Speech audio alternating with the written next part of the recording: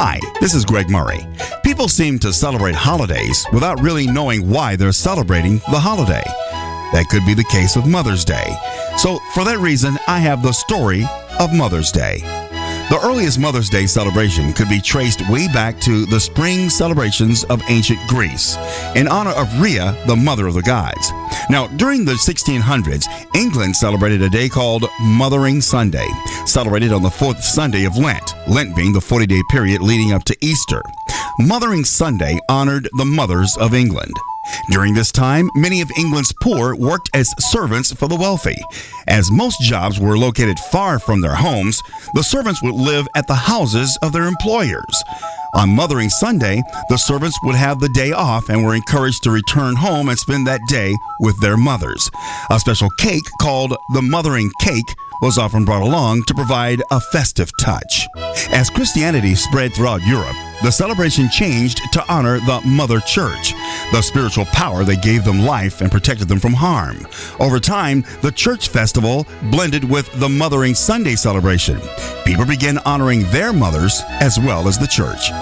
In the United States, Mother's Day was first suggested in 1872 by Julia Ward Howe, who wrote the words to the Battle Hymn of the Republic.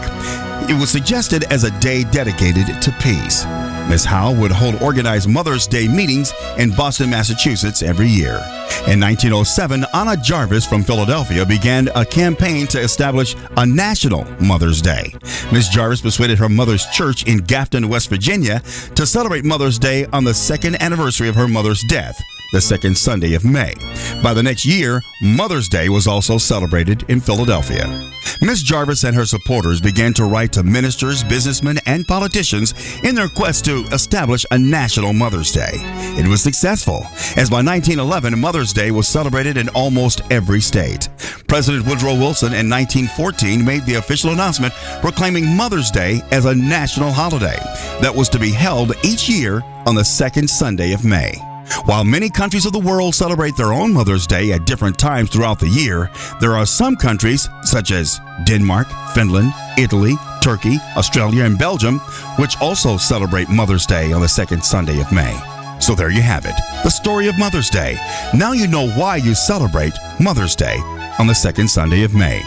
Now that you know the reason why we celebrate Mother's Day on the second Sunday of May, let's not forget about celebrating Mom on Mother's Day. Happy Mother's Day, Mom. I'm Greg Murray.